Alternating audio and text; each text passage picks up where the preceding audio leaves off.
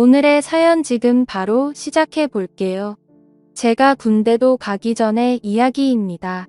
추억팔이나 마찬가지지만 여기 올라온 사연들 못지않게 저한테는 좋았던 추억이라 이렇게 저희 이야기도 하나 적어보냅니다.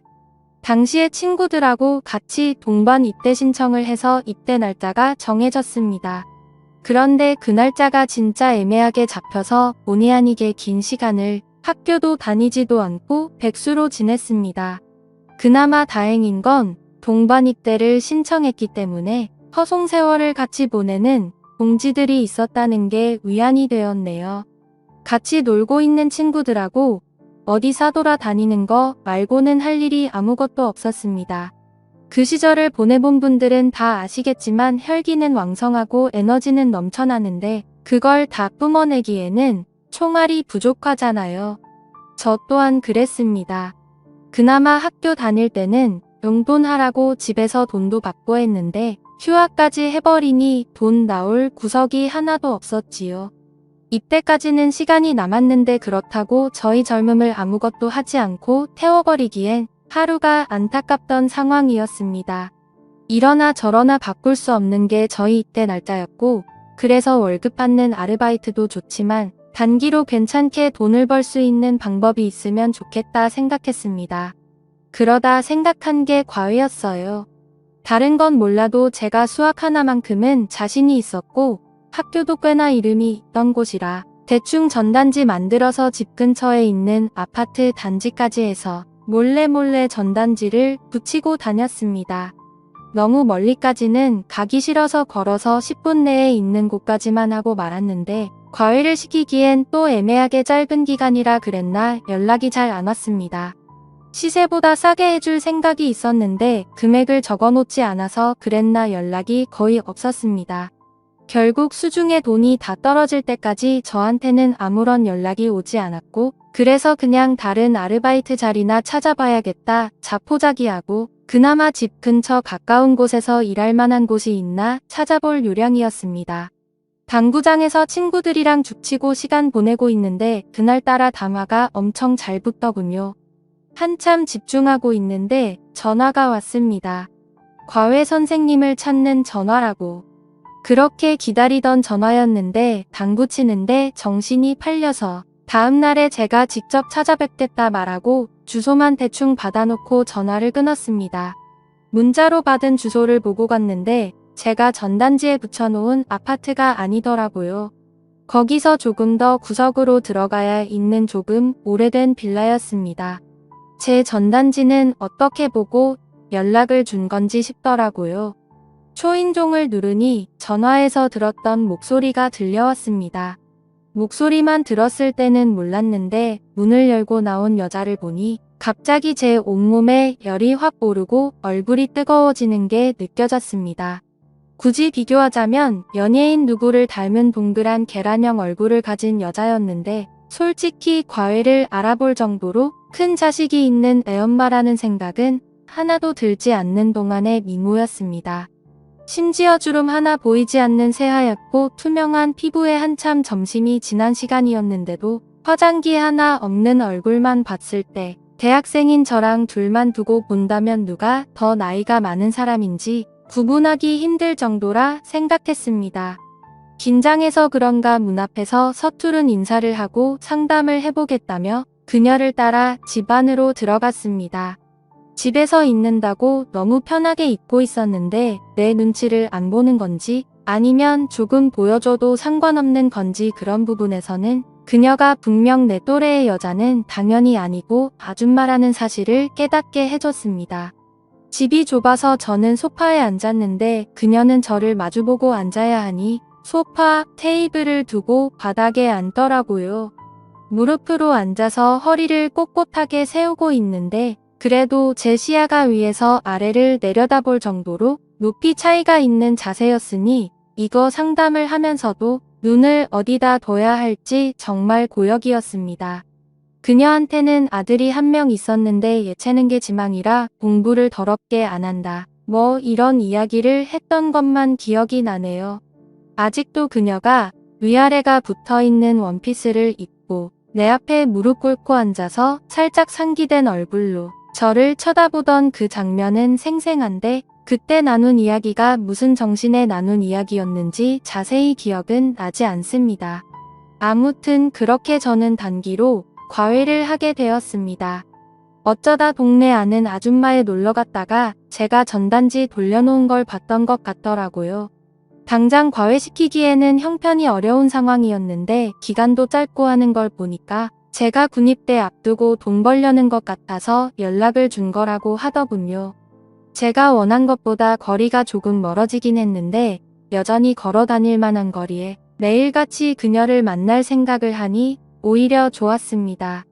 예체능계 지망에 공부를 더럽게 안 한다 그래서 걱정했는데 몇 번 가르쳐 보니 애가 생각보다 똑똑하더라고요. 알려주는 대로 족족 그대로 흡수를 하고 질문도 많고 말이죠. 그런데 제가 설명도 잘 못하고 버벅이는 걸 보니 이 친구가 제가 과외하기에는 조금 많이 모자라다는 걸 눈치를 챈 모양이었습니다. 그래서 조만간 잘리겠거니 싶어서 저도 에라 모르겠다 싶어서 가르쳐주는 건 대충 하고 그냥 수다나 떨고 하면서 놀기 시작했죠. 그러다 보니 조금 친해지게 되었습니다. 한 달 조금 넘게 지났는데 아줌마가 잠깐 저 좀 보자고 하길래 이제 드디어 과외 자리 잘리겠거니 싶었습니다. 한 달 조금 넘게 한 거 돈만 받아내면 되겠다 이 생각을 하고 있었는데 아줌마가 저한테는 안대없이 고맙다고 하더라고요. 예상치도 못한 말에 무슨 말을 하는 건가 싶었는데 애가 남편이 세상을 떠나고 난 뒤로 많이 우울해 있었는데 요즘 제가 과외를 시작하고 나서 제 이야기도 많이 하고 잘 웃고 많이 밝아졌다고 하는 겁니다. 저는 당연히 남편분은 출근해서 집에 없는 거라고 생각했는데 사별했을 거라고는 생각도 못했어요. 아줌마는 아들이 저한테 말해줘서 그 사실을 이미 알고 있었을 거라 생각했던 것 같습니다. 좋은 게 좋은 거라고 저도 그냥 이미 알고 있던 척 연기를 시작했지요. 아마 아줌마도 제가 실력이 모자란 건 알고 있는데 애가 마음을 열고 밝아지기 시작하니 그 부분을 높게 샀던 것 같습니다. 그 뒤로도 저는 너무 돈만 꿇고 할 생각하지 말고 좋은 과외 선생은 못 돼도 좋은 멘토는 되어야겠다. 이런 생각이었는데 수업만 한 게 아니고 같이 밖에 나가서 볼도 차고 PC방 가서 머리도 씻기고 하면서 공부하는 시간 외에도 같이 시간을 보내기 시작했습니다. 그런데 아줌마가 하루는 저녁 식사 좀 하고 가라며 저를 붙잡더라고요. 남의 집에서 식사를 대접받았는데 설거지까지는 아니더라도 뒷정리는 좀 도와줬습니다. 아줌마가 키가 작은 편이었는데 높은 데 있는 그릇 같은 거 꺼내주기도 하고 뒤로 넘어간 거 정리해주기도 했지요. 그 빌라가 평소도 엄청 작은 빌라였어서 부엌 키가 많이 좁은 편이라서 본의 아니게 아줌마와 몸이 닿는 일이 빈번했어요. 처음에는 살짝 닿기만 해도 깜짝깜짝 놀랐는데 언젠가부터는 서로 즐기기 시작한 건지 일부러 대놓고 스치기 시작했습니다. 가령 예를 들자면 싱크대 앞에 식탁이 있고 그래서 싱크대 앞쪽에는 한 사람이 겨우 서 있을 틈 정도밖에 없거든요. 그런데 제가 일부러 물 가지러 간다고 냉장고에 가는 척 싱크대 앞에 서 있는 그녀의 뒤에 바싹 달라붙어서 지나가곤 했어요. 몇 번을 계속 그렇게 하니 조금씩 행동이 대담해지기 시작했습니다. 하루는 그녀가 찬장 맨 위에 있는 뭘 꺼내달라고 하더라고요. 그래서 제가 알겠다 말하고 그녀를 마주보고 서서 어깨를 감싸 안듯 껴안은 뒤 까치발을 들어 맨 위에 있는 걸 꺼내서 내렸습니다. 중심 잡기 위해 지탱하는 것처럼 꾸미긴 했지만 누가 봐도 제가 그녀를 껴안으려고 수작을 부린 것과 마찬가지였지요. 그런데 언젠가부터 아줌마도 제가 일부러 저런다는 걸 알고는 그런 저를 받아주기 시작하더군요. 동안이라 화장이 따로 필요 없을 정도로 아름다운 그녀였지만 언젠가부터 제가 수업 때문에 방문을 하면 머리도 정돈되어 있고 입술도 빨갛게 칠해놓고는 화장을 하고 저를 맞이하기 시작했습니다. 그리고 매번 수업이 끝나면 저녁까지 먹고 가는 게 저의 일상이 되었지요. 그녀가 저한테 잘 보이기 위해 화장을 하고 있는 건가 궁금해져서 과외 끝나고 빌라 골목에서 기다렸던 적도 있는데 그녀가 딱히 밖에 나오거나 하지는 않더라고요. 순전히 저 때문에 그러는 거라는 걸 딱 눈치채게 되었습니다. 그러던 어느 날이었는데 수련회 일정 때문에 수업이 따로 없던 상황이었습니다. 일부러 그런 건 아니고 그때 저도 입대 날짜가 하루하루 가까워지면서 정신이 없어서 까먹었던 거예요.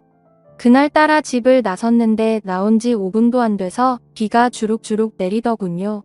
집에서 가까운 거리였던지라 돌아가나 아줌마 집으로 가나 시간 걸리는 건 거의 비슷해서 그냥 후딱딱 뛰어갔습니다. 그런데 빗줄기가 상상 이상으로 거세지기 시작했고 쫄딱 젖어버리게 되었습니다. 그 집에 도착해서 초인종을 눌렀는데 아줌마가 저를 깜짝 놀라면서 맞이하더라고요. 수업이 없었으니 그녀도 제가 올 거라 생각을 안 하고 있었고 오랜만에 화장도 안 하고 있었습니다. 화장한 모습도 예쁘지만 저에게 익숙한 건 자연스러운 그 모습이었기에 오히려 오랜만에 그런 그녀를 마주하니 더 설레기 시작했습니다. 수업이 없어서 그냥 돌아가도 되었지만 그녀는 비에 잔뜩 젖어버린 저를 보더니 들어오라고 하더라고요. 비라도 말리라고. 안 그러면 감기 걸린다고요. 급하게 갈아입을 옷이라고 꺼내줬는데 제가 입기에도 사이즈가 넉넉한 게 아마 죽었다는 남편이 입던 옷인 것 같았습니다. 굵은 빗줄기가 창문을 때리는 소리만 들릴 뿐 그 집안에서 그녀와 저는 서로를 응시한 채 아무 말도 나누지 못하고 있었습니다. 2시간 정도 후에 소나기가 그치고 집 안으로 햇살이 들어서기 시작했을 때는 그녀는 그녀의 방 안에서 제 팔을 베고 누워 있었습니다. 결국 저는 그녀와 사랑에 빠지게 되었던 거죠. 그렇게 군대 입대 직전까지 함께 붙어 있었고 군대 다녀와서 꼭 다시 돌아오겠다.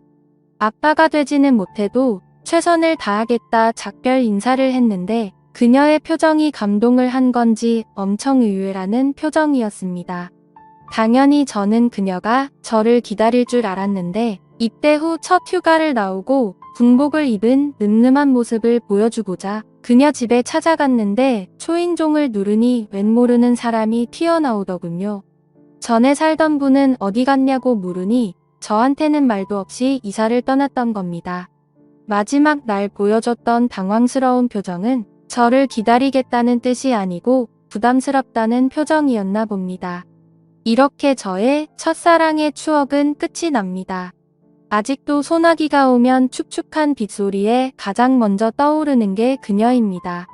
아마 저도 오래된 기억이기에 그녀가 더 아름답게 제 머릿속에 자리 잡았을 수도 있다고 생각합니다만 아직도 그때의 향기 그때의 분위기를 생각하면 제 인생에 2번은 없을 좋은 추억이라는 생각이 드네요. 오늘의 사연은 여기까지네요. 긴 사연 끝까지 들어주셔서 감사합니다. 구독과 좋아요 잊지 말아주세요.